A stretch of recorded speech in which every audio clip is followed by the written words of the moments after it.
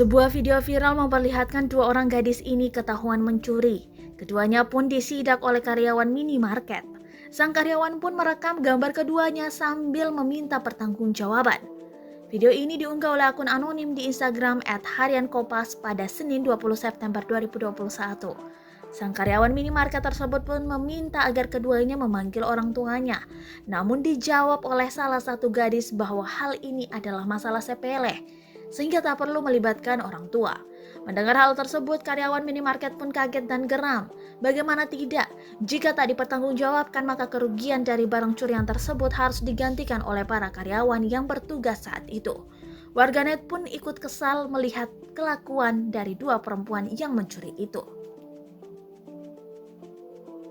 Ya, kemari ya. Mau bukti Kami ada CCTV? CCTV. Mau punya orang tua masalah sepele kan harus Sepele kalian bikin. Sepele. kan kami nggak sengaja loh Pak. Dari mana? Dari mana?